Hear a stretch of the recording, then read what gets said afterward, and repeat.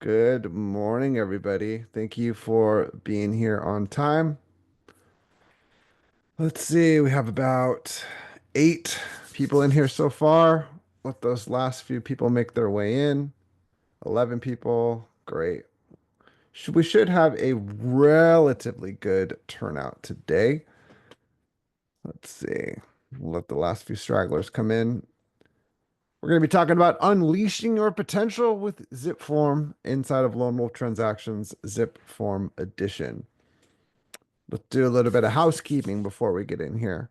Um, Everybody should be looking at my screen. You should see this Zoom webinar window. I want to draw your attention to the audio settings. If things are not sounding the way that they should, definitely change your audio settings. Make sure that you can hear me. And just so that I know everybody can hear me, can you please raise your hand in the meeting? Let me know that you can hear the sound of my voice so that I know that I'm not speaking into the infinite void that is the internet. Looks like 5, 6 of you can hear me. Fantastic. Now, I know that I asked you to raise your hands, and I do so appreciate you raising your hands, but for the remainder of the session, I want us to use the Q&A box. The Q&A box is the way that we are going to be able to interact with each other. The more interactive that we can make this, honestly, it's going to be the better for everybody. I can go through this material in my sleep. I want to make sure that you get the most out of this training session. So ask those questions. If you have a question, I can almost guarantee that someone else has that same question or similar question. Maybe they didn't even realize that they had that question. But it's important that we get those questions out because the more that you can pick my brain and derail me off of my straight path, the better it's going to be. We always find the gems when we're off the beaten path, right? This is being recorded. I do believe that the recording is set up to be sent to you, but that's more so up to North San Diego, which set up this training. My name is Jackson Beaudelaire. I am the senior transaction and training supervisor here at the California Association of Realtors. I was a practicing realtor for almost 10 years. I've been here at CAR for 7 years now. I love real estate. It's a great career. Did me and my family very, very well, but I really love educating realtors like yourselves to make sure that you are confident, competent, and efficient in this zipForm software that is so vital to our business. This is where we get our forms, it's where we manage our transactions, get things signed. And today we're going to be going over how to unleash your potential inside there. I do want to remind everyone that the following presentation is provided to the North San Diego Association Realtor members and other realtor professionals for informational purposes only and not as legal advice or to define the real estate professional's standard of care. The instructor's views are their own and do not represent the association's position. For advice regarding specific questions, please contact the appropriate professional. Now, I said we're going to talk about unleashing your potential inside of Lone Wolf Transactions zipForm Edition. On the agenda today, we're going to talk about transaction templates, how to create them, how to automate them, how to use them. We'll use MLS Connect and Record Connect to inform our transaction with information about the property, about the sellers. We're going to use sharing and collaboration tools. We're going to look at briefly digital signatures using AuthentiSign. We do have a brand new member benefit in California. Up until this point, until this year, there's been a suite of products, I should say, inside of zipForm called Elite Agent. Elite Agent, when it first debuted, probably 4 or 5 years ago, it was things like Record Connect, which is now a member benefit. It was things like List Flash, which has not really caught on. It was things like you had priority support for zipForm, which being a California realtor, you already have priority support. You have the contact center at CAR, and if the contact center can't take care of what you need in a couple minutes, they're going to send it up to me. They're going to send it up to my associate Leslie or my manager Ed. You already have that priority support. There were a few other little things in there, like with the old digital ink, you could use the SMS, the two-factor authentication for your client free of charge. It was included in that suite. But the big marquee feature of Elite Agent is now a member benefit, and that is the ability to add an assistant or a transaction coordinator to your account. And what I mean by that is you can add a parallel login to your zipForm account. You are the admin, you, the realtor, are the admin. This assistant or TC, and it's assistant or TC because some agents don't like to refer to their transaction coordinator as an assistant. They want it to be a little bit more cut and dry, professional kind of name. Other realtors just, I have an assistant, they do all my transaction coordination. So it's a bit of a blanket term, but really it's a compliant way to have someone that is not you manage your transactions on your behalf. That's the black and white of it. Okay. That is now a member benefit in California. We're going to look at where to set that up, some of the parameters. I did recently create a zip tip. Zip tips are the YouTube playlist on the California Realtors YouTube page. I created a video about 3 weeks ago about how to add that transaction coordinator and some of the mechanics of it. But this is a compliant way for someone else to manage your transactions. Up until this point, a lot of agents, and I won't point fingers, but a lot of agents were simply sharing their credentials, their CAR credentials, with their assistant or with their TC, which is a big no-no. It is a violation of the end user license agreement, violations of the terms of service. Your NRDS number is associated with that zipForm account, and only you are supposed to be logging in to that account. Now we can provide access in a compliant manner that's not breaking the rules, which is amazing. I'll get off my soapbox about that. Now, there is a lot of fantastic support and training that is available to you as a realtor in California. For example, CAR puts on 5 monthly webinars. Every month we put on 5 webinars: basics, advanced, paperless transactions, digital signatures, and then we do an open office hours. Office hours with the Zip guys. That is you bring the questions, we have the answers. If there's something noodly that you haven't been able to articulate or figure out, come to our office hours and we will get that taken care of. All of them are 1 hour. They're free of charge. They're member benefit webinars. Anyone that registers for these webinars, regardless of their attendance, you're going to receive a link to the recording the following day. So even if you see something that's remotely interesting, sign up for it. Even if you don't show up, because I know realtors get last minute calls. I want to go see a property. I got an inspector showing up. We get tied up. If you sign up for a webinar, you're going to get a link to the recording the next day. There is also the Customer Contact Center at CAR that I mentioned before. This is a contact center in California with the California Association of Realtor Employees, CAR staff, that are available 8:30 to 4:45 business hours during the week. And they will help you with anything membership related. If you're looking to purchase a publication or purchase a class, if you need zipForm help, if you're looking for the legal hotline, this is your one-stop shop. The CAR Contact Center should be your first point of contact when you have issues relating to your CAR membership or member benefits. There is also training from Lone Wolf.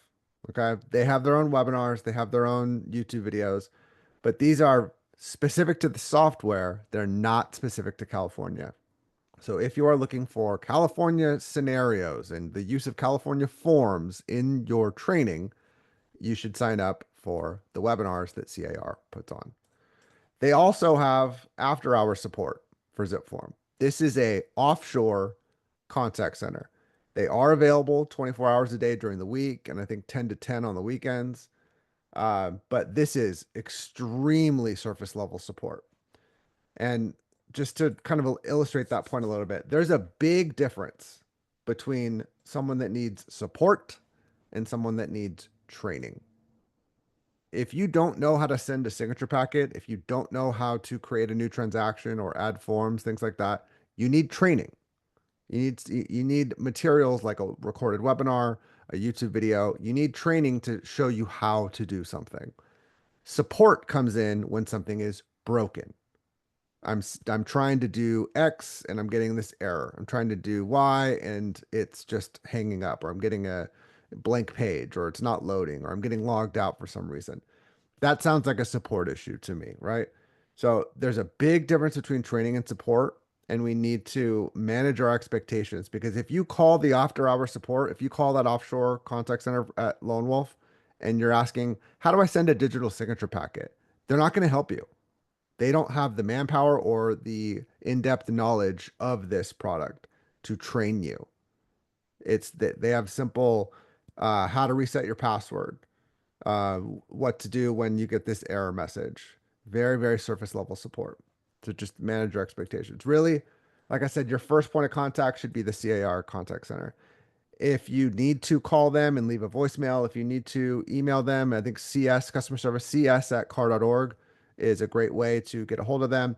Usually, when I come in the morning, they have forwarded me 3 or 4 of those emails that came into customer service that are zipForm related, so that I can reach out. Um, we have we don't have a huge staff at CAR, but we have a very, very well educated staff on zipForm and every membership issue that you might have. All right, let's jump into zipForm. Oh, looks like I'm logged out. No problem. Let's log back in. So I'm going to log into my zipForm account. First thing on the list was templates. Let's talk about templates.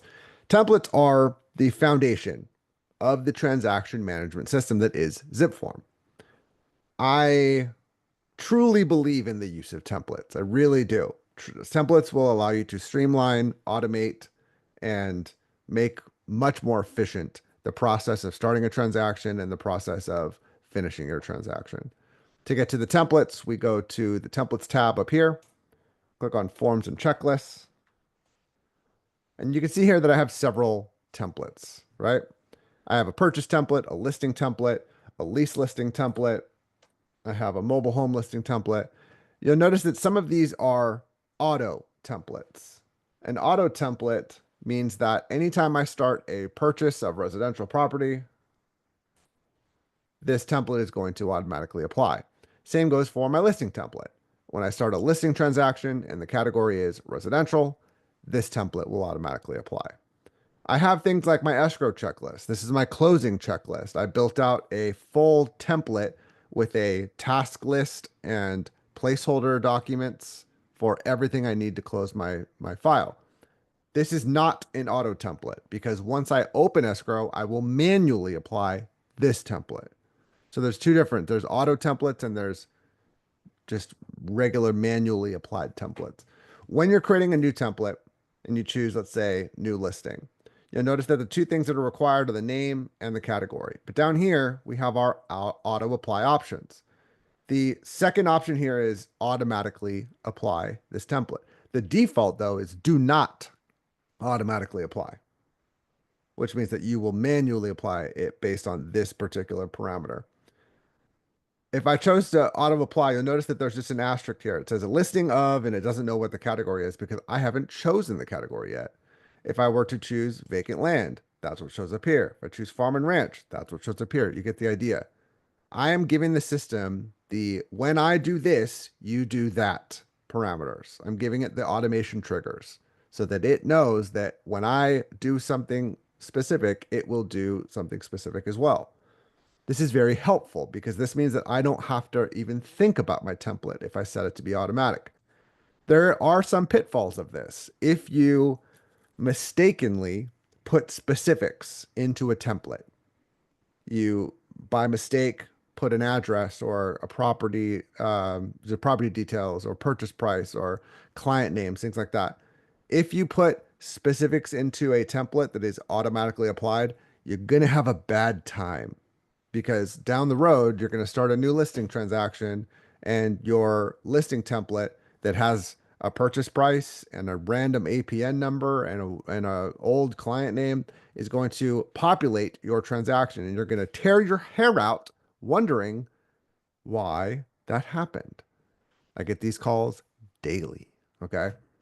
When we're creating a template, we want it to be the minimum amount of information to have the maximum effectiveness.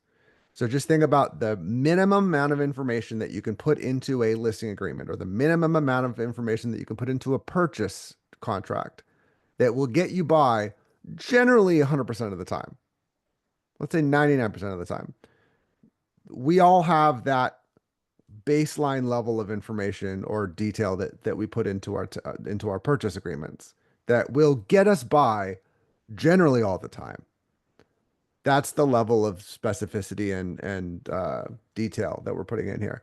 So, for example, my purchase template. When I open up my purchase template, I have a couple folders here. I like to be organized when I first start my transaction.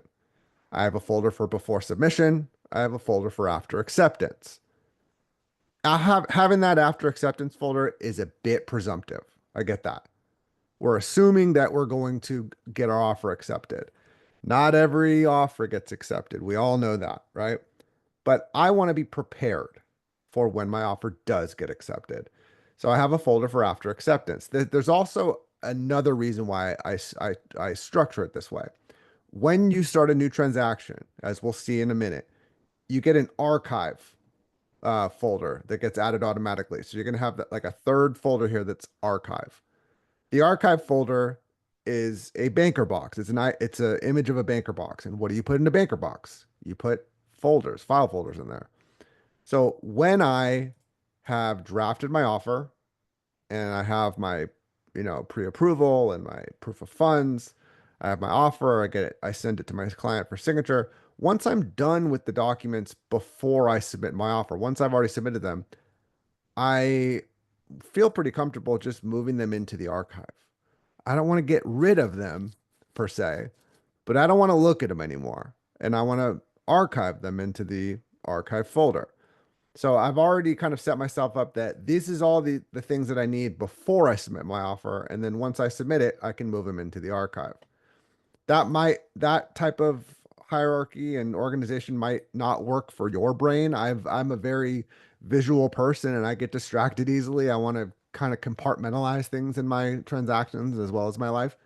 Um, but I'm just demonstrating some functionality here, right? In my before submission folder, I have a cover sheet. I have an RPA. I have a buyer rep agreement. And then I have a couple placeholders. Now, if you are not familiar, a placeholder is a visual reminder of something that I need to add at a later date. For my purposes here, it's the pre-approval and the proof of funds. There is no pre-approval or proof of funds form in the library. These are documents that I'm going to receive from my client or from my client's lender. I want to create a spot, an empty, null, just spot, a visual reminder, and give myself the ability to see where the holes are. I can see right now that I'm missing those two documents. So rather than just not having any placeholder there and having to remember that I need these documents, I'm creating a spot for them to go later. To create a placeholder, we go up to add document, we click create placeholder. We give it a name, we tell the system if it's a required document or not, and we click OK. I think I skipped over adding a folder. So out here, we have a button that says add folder. Click add folder, we name it, we click OK, and you have a folder. Pretty simple, okay? Now, I mentioned that I want to put the minimum amount of information into my template to make sure that we have as much information as we possibly can once we get this into a transaction. Now, we don't work out of templates. That's a big billboard flashing sign for you. We don't work out of templates. We create templates and we apply them to a transaction. Create the template and apply it to a transaction. It's like a rubber stamp, right? So in my RPA, for example, first page of the RPA bundle is the agency disclosure. On that agency disclosure, we have our information. And we also have this buyer box checked. I need to check this box when I'm representing a buyer, right? So I might as well check it in my template. And then I never have to think about checking that box ever again. If I have a second buyer in the transaction, I'll check the box. But at minimum, I'm going to be representing a buyer. So I might as well check that box. I have my information in here, like I said. As I scroll through, I have the seller and buyer broker boxes checked because I generally am only representing the buyer. I have a 30-day COE. I have some of my contingency shortened. Now, I'm not telling you how to fill out the contract. I'm just showing you some functionality. I'm putting evergreen, kind of always going to be applicable type of information. Again, my big buzzword, this is placeholder information. I generally write offers with these parameters. This is what I'm putting into my template.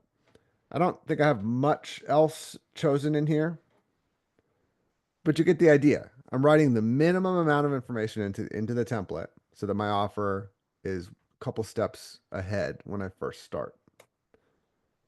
All right. Now, let's apply a template to a real transaction and see what that process looks like.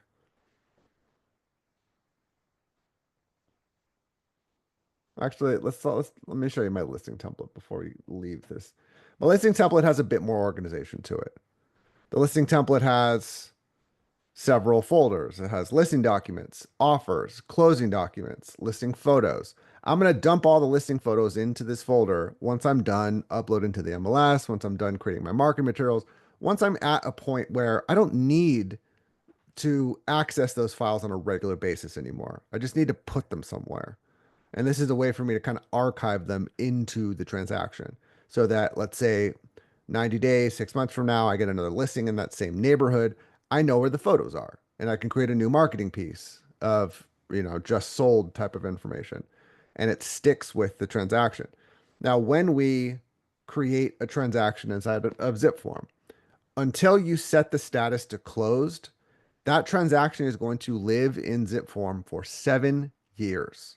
7 years. Once you set it to closed, it's 5 years from the closing date. The DRE requires you to keep your files for 3 years at minimum, right? zipForm is going to hold on to those files for longer than you are obligated, either if it's closed or if it's still in an active or pending status. The closing documents folder, pretty self-explanatory. I'm going to start populating all my closing documents into this folder.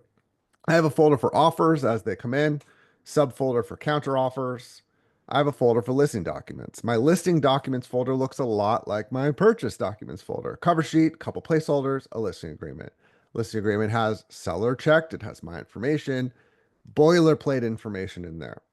That's my listing template. I showed you my purchase template. Now we can apply this to an actual transaction.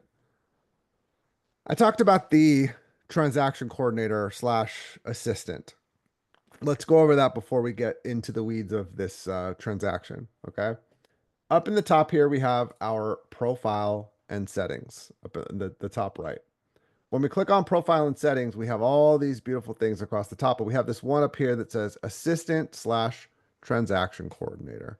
And this is where we can actually add our transaction coordinator. So you see, I have one already added here, but if you don't have one, it's just going to say add new. When we click add new, it's going to give us this same dialog box here. First name, last name, you set a username, what their email address, see all the asterisks. These are the required fields. You can add their phone number. You can give them permissions. Can they create transactions? Can they edit transactions? Can they submit offers on your behalf? Can they add documents, edit documents, delete signed documents, delete unsigned documents? You have a lot of options here. We can also turn on two-factor authentication for this TC account, which means that each time that they log in, they're going to receive, I think it's a 6 or 7-digit code to their email or text that authenticates their identity, that they're logging in with a password and they're verifying that it is them by email or phone number. This is as much information as you need to put in. It's pretty easy. It's pretty low impact. Your TC will log in at zipformplus.com directly. So for example, this is what S Monroe TC1. Let's see what that looks like from the TC side. TC is going to log in. to zipformplus.com. They get the same pop-ups that we get. Their account looks exactly like ours. When they go up here, they're going to see that this is an assistant slash TC account. They don't have nearly the options for profile and settings. Very simple options here. Their dashboard looks a little bit different than ours. It's just set up a bit different. They have signature packets and documents and things like that. They have the same recent activity.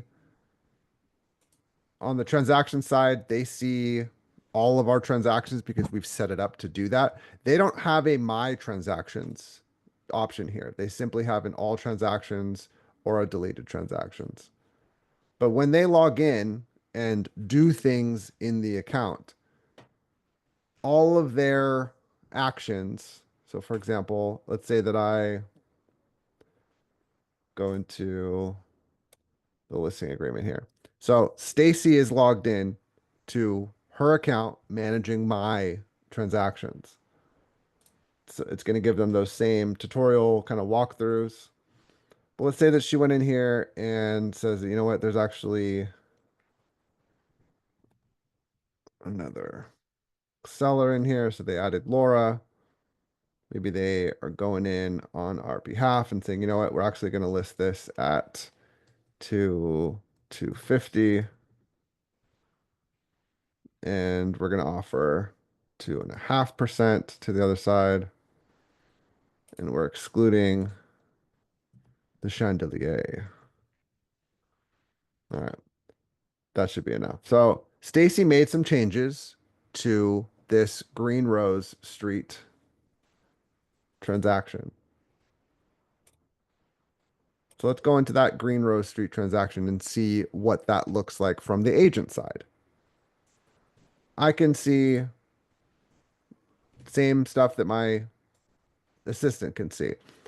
But from here, I don't really know what changes she has made. But I can see on the history here that it didn't register yet. Oh, interesting. Let's back out of this.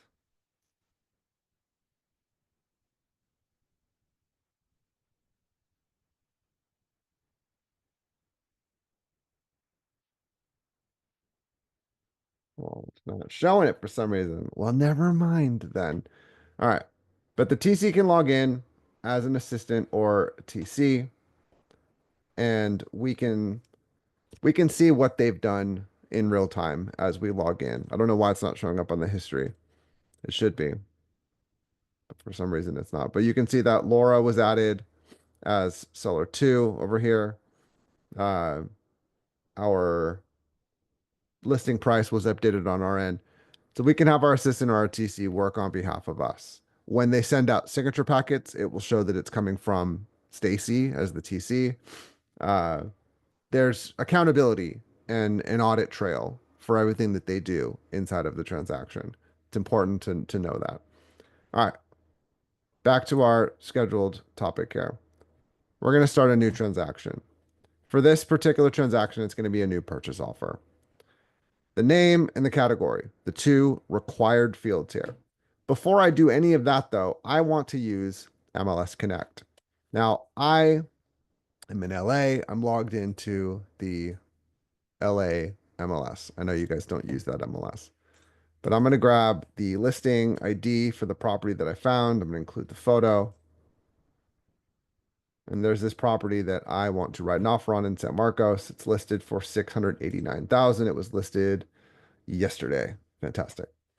Let's look at some questions here. Do the auto templates update in your, do the auto templates automatically update in your saves templates when they change throughout the year? So I think what you're asking is, do the forms update in your template?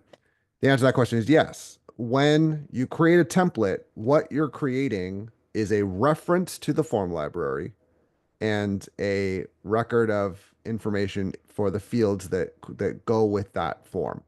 That's a long way of saying when the RPA gets updated, whether it's silent or a big revision, your template is always going to pull in the newest version of the RPA.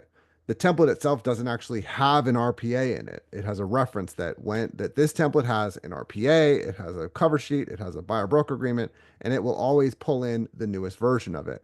Where that breaks down is when a form gets completely replaced. The very old and outdated example that I like to use is we used to have a CO form, the counteroffer form.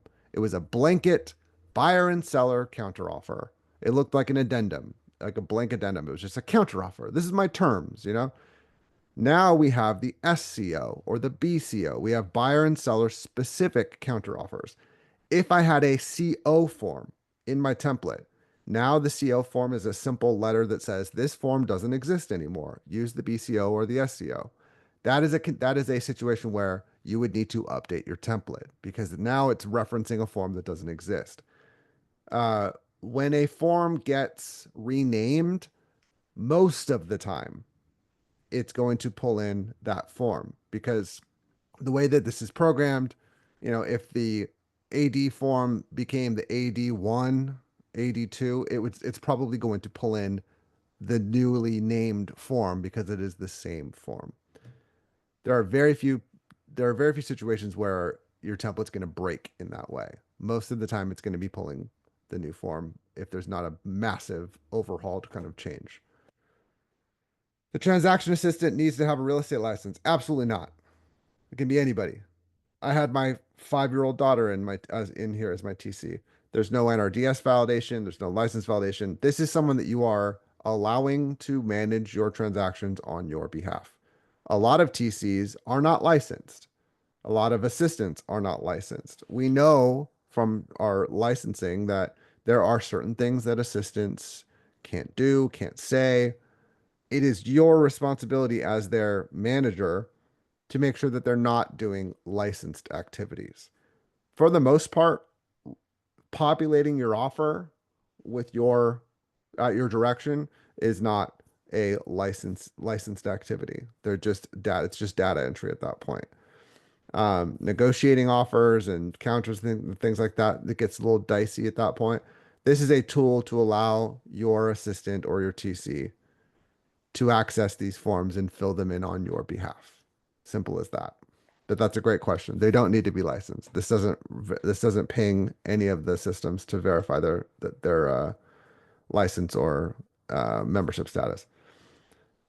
I'm going to name this transaction with the address of the property. I'm going to throw the address in here, and we're going to do some slicing and dicing. And now you'll notice that as soon as I put the address in, this little zipForm record connect option went from gray to active. Similar to MLS Connect, Record Connect pulls from public record, whereas MLS Connect pulls from the MLS, right? MLS Connect, MLS, Record Connect, public record. So I'm going to use both of these tools in concert with each other, and you'll see why at this point.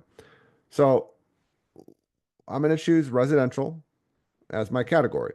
Down at the bottom here under templates, you'll notice that my awesome purchase template automatically applied, which is fantastic. When I click save, 4 things are going to happen. A new transaction will be created. Number 1, my template will apply, bringing in forms and some information. Number 3, MLS Connect will inform the transaction with information about the property and the listing agent for this property. And number 4, Record Connect is going to say, this is the name of the seller, Maria C. Guzman. It's also going to bring in things like the zoning, if MLS Connect didn't, the subdivision, if that wasn't brought in, the legal description, if that wasn't brought in. We're going to get the full picture of this property using both of these tools together. Now, on the listing side, if you're creating a new listing, obviously it's not on the MLS yet, so you're not going to be using MLS Connect. Record Connect is going to inform the transaction with information about the property and give you the names of the sellers based on what's on the property, the tax roll. Record Connect is a great tool, whether it's used for a purchase or a listing. MLS Connect is great for purchases. It's not really going to help you when you're taking a listing because it's not on the MLS yet. You get the idea. So I have my property summary here, pretty well filled in. San Marcos School District, the subdivision, the zoning, the year built, all this good stuff. I can collapse that part and now I can start filling in my purchase summary information. My offer date's going to be today. Offer's going to expire tomorrow. We haven't gotten accepted yet, obviously. Purchase price, the list price was 689. We're going to come in at 689. The initial deposit in that case would be, what is that? To 2,700, 18,000. So we're going to go 20,800. That's probably, yeah, that's fine. Contract date's going to be today. We don't have a closing date. We don't have a possession date. This is about all I need to get myself going in this transaction. When we move on to parties, because you notice that there is rhyme or reason. We worked on our summary, we work on our parties, we work on our documents. We're moving left to right. There is a flow to the way that we set up our transaction. Ideally, you should have a fully fleshed out data profile for your property, for your transaction before you ever touch the forms. So we're going to fill in our property information. We're going to tell the system who we're transacting with, and then we can jump into the documents. And then they will be pretty well filled in because we have what's called global fields in zipForm. When you fill in the address, client names, the purchase prices, your deposits, things like that on that summary tab, it's going to flow to all the places in the contract that reference that purchase price or that address or that seller name or that buyer name, the listing agent name, the selling agent's name. I have a seller, I have a listing agent, I have myself. I need to add a buyer. As I scroll through buyer 1, 2, 3, and 4, we see that there's a little address book icon that pops up. If you've never used the address book before, that's okay. We'll click on buyer 1. We'll fill in all their details and we can click on save to address book. Now, this is a client that I've done a lot of business with. I'm going to click on my address book. I'm going to grab Ricardo here, and all his information is filled in. He lives in Chula Vista. I don't need to save him to the address book again because he's already in there. But I do have this checkbox here for invite to transaction. Inviting your client into the transaction is very vague. I'll give that to you. A lot of people have probably seen this. A lot of you have seen this, and you go, I don't know what that is. I'm not going to touch that. Inviting into the transaction is our first touch with zipCommunity. zipCommunity is that sharing tool that I mentioned in our agenda. Sharing and collaboration is what zipCommunity is. So when I click save, we're going to get this dialog box that comes up that says, okay, what do you want to permit them to do? At this point, I don't want them to edit. I do want to allow my client to upload. My client is an engineer. He's a paranoid cybersecurity type. Okay.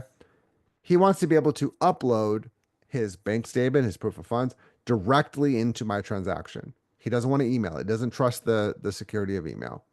I can give my client a secure, password protected, encrypted portal to upload his proof of funds. I will turn off the stop sharing, which sounds like a double negative, but this makes sense. The sharing is set to 30 days by default, which means that this share would cease on February 8th. I'm going to turn that off for a couple reasons. I will choose when to pause, when to alter this share.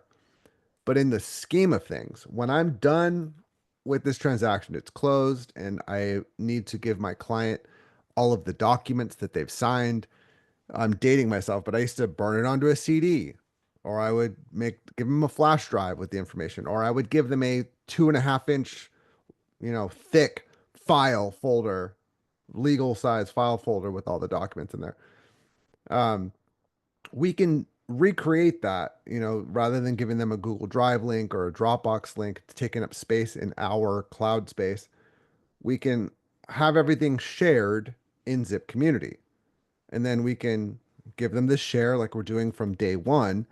And as things get signed, when we get to the end of the transaction, we will turn off the options, but we'll keep the sharing on. This current transaction is going to be in my system until 2032. 7 years from now. Okay. I will share all of the documents that my client needs for their file using zipCommunity. This is branded to me, it's password protected, it's secure, it's encrypted, and they will have access to it for as long as I have access to this transaction, which means that in 5 years, if they say, oh, you know what, I need the closing statement from the house that we sold or the house that we bought, um, they know where it is. Okay. So you need to choose something to share with your client. My client's an engineer and he likes to review the contract with a fine-tooth comb. He also does not want the first time he sees the contract to be during the signature process. And I get that. The signature process really is shuffling you through the document. Yes, you can read it, but it's a high pressure, kind of frantic environment when you're in the signature process. So I'm going to share the RPA with my client.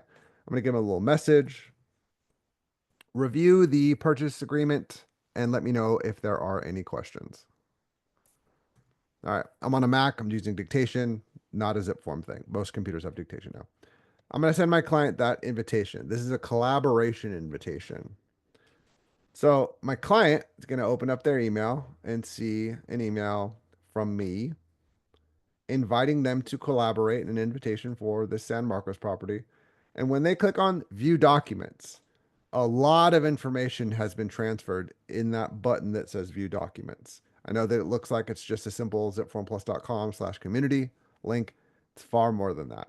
If your client has never signed into this before and they click create an account, it already knows their name. It knows my information. It knows the property that we're dealing with. It will suggest a username. It knows that they're the buyer. It knows their email. They create a password. Pretty painless at this point. Not a lot of effort on their part. If they really don't want to do any of this, they can use Facebook or Google to create what's called a single sign-on into zipCommunity.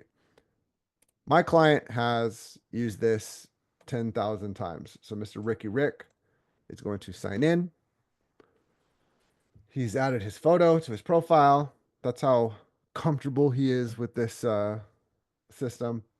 He can see on the calendar view the transaction dates so far. We haven't even touched the contract in our account yet, but we've shared this contract with our client. When they go to documents here, they're gonna see this RPA. When they open it up, we did not give them editing privileges. We gave them the ability to upload, but we did not give them editing privileges.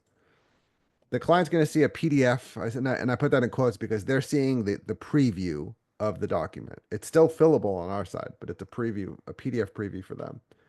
27 pages. And as they go through here, they'll see their name.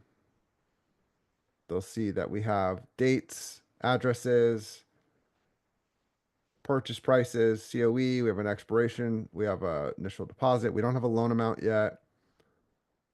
But this first page is pretty well filled out from just filling in our property summary and using and using MLS Connect, using Record Connect. We have a pretty full picture so far. We haven't even touched the document yet. My client can call me up and, ask me to make changes. We can talk about the terms in the offer. If I go in here and let's say my client did want me to make a change. For example, I didn't put a loan amount in there. If I go into the contract here, let's say I go down to the loan amount here. So if 20,800 was 3%, that means that 208 is going to be 30%. So we're going to go 480. Should be, yeah, there you go. And maybe we had a lot to say in our finance terms. Maybe there's a very unique financing situation that we need to put in here. So maybe we have a whole paragraph of information for the additional seller credit terms, right? When I click save here, it's going to save successful. On the client end, they're immediately going to see the changes that I've just made to this contract. That 27-page bundle that was the RPA is now 28 pages because here we have reference to the TOA. And then down at the bottom, we have our TOA. It's attached to this bundle. Then there's the entirety of our statement for the additional financing terms. So the TOA has replaced the general addendum for the most part. The addendum still exists because there are situations where we need a standalone addendum. But for long form text fields that don't have enough space for what you need to say, the TOA is there. It's going to attach to this bundle.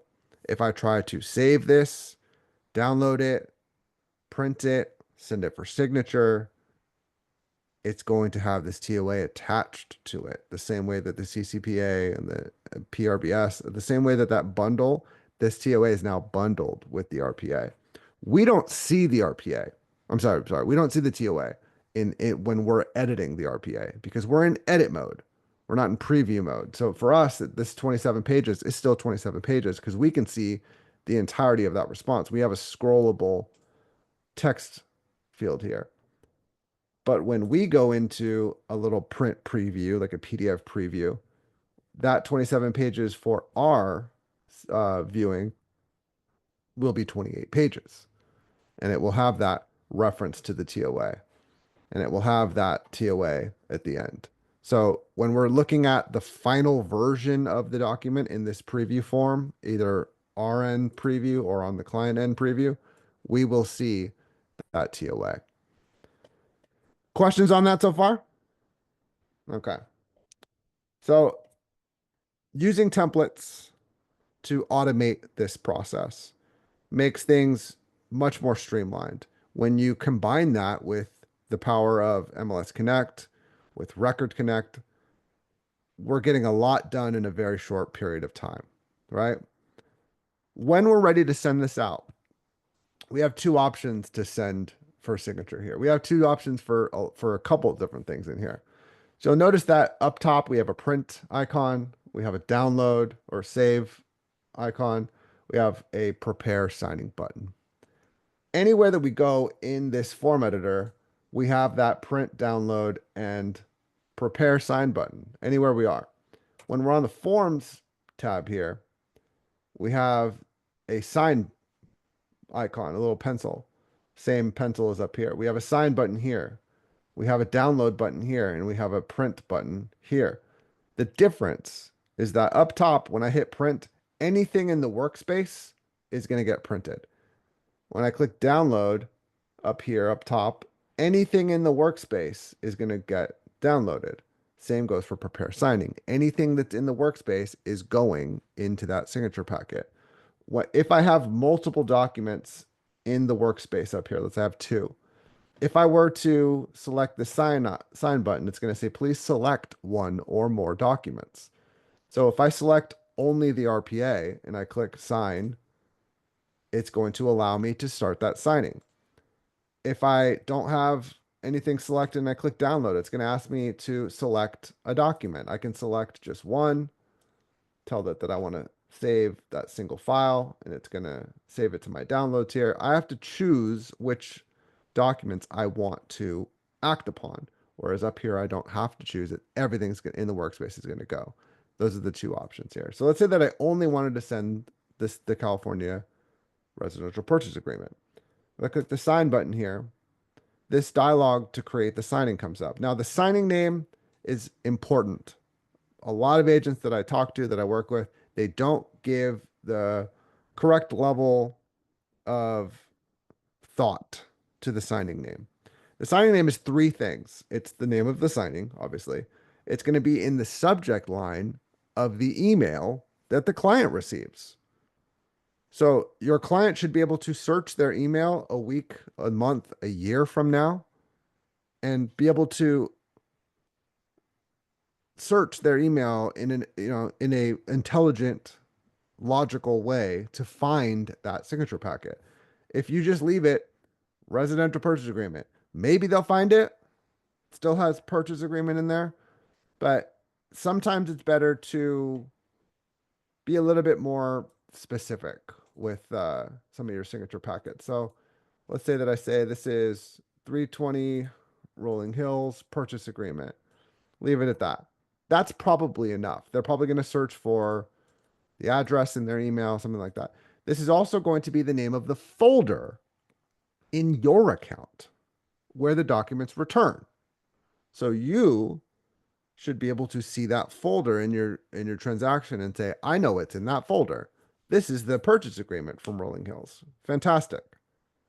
I see a lot of agents, a lot of members that have 5 different folders in their transaction. E-sign packet 1, e-sign packet 2, e-sign packet 3. They have no idea what's in those folders. They have to click into the folder, click on the document, and see what it is. They're wasting time. Do yourself a favor. Treat this signing name like you would any business subject line, short, clear, and concise. All right. Again, I'm off my soapbox. I'm so sorry. I'm going to start the signing, and it's going to take me into the signing environment that is Authentisign. This looks very similar to the form editor, right? But it is not a form editor. At this point, this has been flattened into a PDF preview, and now we are applying the signing tags to a flat, uneditable PDF. Okay. Our first step, because we chose the RPA and we selected to start signing from within the document, it's going to attach that document, obviously. We have to add a participant. We have to tell the system who is going to be signing, who's going to be acting upon this particular document. We went through the trouble of adding our parties right up front. Remember, we worked on the summary and then we worked on our parties. MLS Connect brought in the listing agent, Record Connect brought in the seller, my template brought my information in, and then I manually added from my address book my buyer. In this search situation, we have 4 options here. I know that it feels so logical to click add yourself. Don't do that. This system is very intelligent. And remember, this is a system that all of North America uses, not just California. Our California forms are very, very uh, high level and useful, much different than a lot of other states and a lot of other territories in North America. So our forms are programmed to tag automatically based on the role in the transaction. Not every state does that. So because we went to the trouble of adding our parties to the transaction, we're going to add our participants from the transaction because this is set up to map the signers, map signers. We're going to select us as the selling agent. We're going to select Ricardo as our buyer. We have a couple different options here. There's 3 different types of signing parties. There's a remote signer, someone that's going to receive an email and then click to sign. There's a reviewer, which is going to get the email and they're going to click to review the documents and give it a kind of digital behind the scenes thumbs up, thumbs down. They're going to approve or disapprove, but they don't actually put a mark on the document. But just like, let's say that you had 4 signers, 3 of them have signed and 1 of them hasn't, that 4th signer is going to gum up the works. And this packet will not be completed without that 4th person or without us forcing the completion of the packet.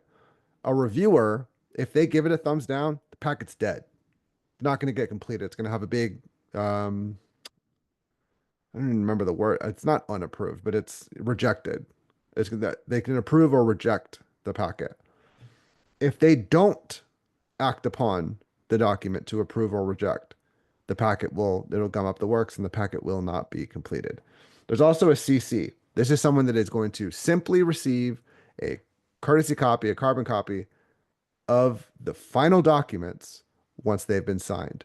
Someone that is set as a CC has no bearing over whether the packet is completed or not completed. They just receive a copy of the signed documents at the very end. So for example, if I wanted my broker to receive a copy of the documents once this is done, I can set her as a CC. So you'll see now that I have Debbie as a CC emailed at the end. I have a remote signer, which is me, and a remote signer, which is my client. Now you can see here that I don't have an email address in here for Debbie. And I can see that very clearly that there's a little exclamation point that with a red circle around it. And it's saying, hey, you don't have an email in here for Debbie. I go, oh, you know what? You know what? Debbie doesn't actually, I'll just send her the documents like on my own. I'm going to remove her from the signing. Now I have just the two of us. If I want to set a signing order, if I want to say that I'm going to sign first and then my client will get the email to sign, I want to break up those two events a little bit so that we don't both get the invitation at the same time. I can set a signing order up here. This is going to immediately give me a 1 and a 2.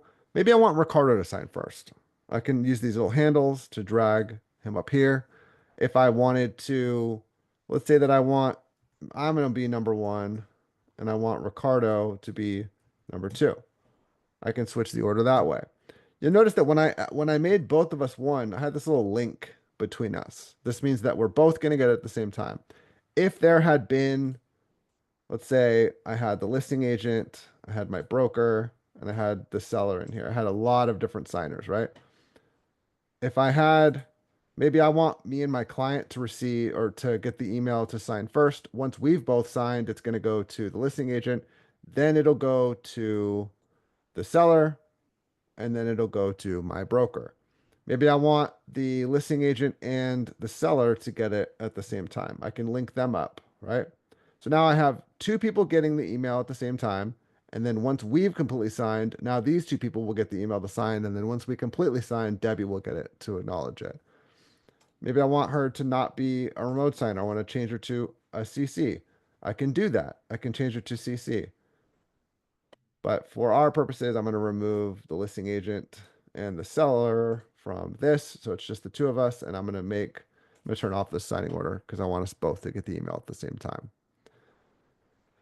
I'm yellow and he's blue, right? We're color coded. We see that the blue and the yellow tags are there. Let's fit to width so you can see it a little bit better. The dates populated as well. So as soon as Ricardo clicks this to sign it, that date will get filled in. That date will also be the date that shows up everywhere that there is a signing date for Ricardo. Same goes for me. Once I click this and the date populates, all of my dates will populate with that same date. There are certain situations where we need to manually tag a document. Let's say that you're on the listing side and you get an offer, you receive an offer and you say, we're going to accept this. I need to have my seller and myself acknowledge this offer. When you upload it into zipForm, the system may, likely not, but it may recognize that this is an RPA and it might suggest the correct mapping for the signer. Sometimes it works, sometimes it doesn't. It's kind of a crapshoot, okay? For our purposes, so I can just show you, sometimes you need to manually tag a document. So we have two signers here. When I click on tools, we see there's all those yellow ones. If I chose Ricardo, there's all the blue ones. So let's say that I want Ricardo to sign and I want the date to go down here. I don't only want the date. I also want the time that he signed. I can grab auto time from over here. I need him to initial right here. I want his full name and not the date and his email address. And then I want him to fill in a little text field here. I want this to be multi-line so he has enough room to write a full response. And I'll put a little tool tip in there that says, tell me about you. Okay. I'm going to do the same thing for myself. I'm going to have a signature with the date. We'll throw the time. We'll do the email address and the full name. Oh, I don't want to sign. I want to keep clicking the wrong one. Initial here. And we'll do a text line and we'll make it multi-line. So I have some manually added events here. They're going to sign. It's going to date and timestamp it. They're going to initial as their full name and their email address and a full text field for them to fill things in. You'll notice that we have markup tools here as well, but these markup tools are black and white. They're not color coded. That's because a markup is like you, the agent, literally writing in Sharpie on the contract before the client signs it. You're marking up the document. So for example, if I add a text box here that says, this is markup. Maybe I can click on it. I can make it a little bit bigger. I want this to be 20-point font. I want it to be red. I want it to be bold. And we'll make it Times New Roman. Okay. This is markup text. This is literally text that no one can edit once this gets sent out. It's part of the contract now. You can use the markup text really anywhere on the document, but I don't suggest that you add contractual terms using markup. If you need to add an X to a checkbox, or if you need to add a name somewhere on the contract, markup is a good tool to do that. If I wanted to add a highlight, I could do that as well. I can highlight this. If I want to add, oh, that's really big, an ellipse to this, I can do that. I can call out things on the contract. This will not go away. Once you mark this up, it's on the document. Everyone will see it. It'll be part of the final document. So be cautious of that, okay? When I click next, now it's going to ask me, do you want to finalize this? Do you want to set a reminder? This is going to expire in 30 days. I know my client checks his email at 9 a.m. every morning, but he doesn't check his personal email the rest of the day. So I'm going to send a reminder every day at 9 a.m. The client's going to receive an email right now when I send it for signature. But tomorrow at 9 a.m., they're going to get a fresh, crisp new email with the same link to sign. And they will receive that email every day at 9 a.m. until they sign, or until this expires in 30 days. I'm going to click send. The client's going to receive an email inviting them to sign. I'm going to receive an email inviting me to sign. And then we can get this done. The rest of the signing process is pretty boilerplate. We've all done it before. I just wanted to show you the broad strokes of creating that signature packet, because that's where most of the questions that I get come in. Very few of them are, how does my client click, click, click, click on the signing? That's pretty self-explanatory. They're just clicking where they need to send an initial.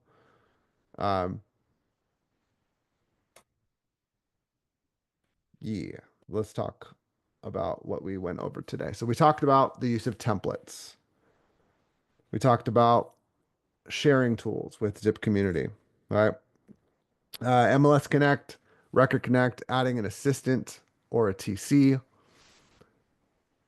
zipForm is constantly changing and evolving, and it's important that we come to training classes like this. I really appreciate the North San Diego Association for um, having me out to teach you guys. It's really important that you guys are up on the newest things in zipForm. This addition of the TC, the assistant or TC, is a big deal. I know that for some people, like they don't, I don't have an assistant. I don't use a TC. That's great.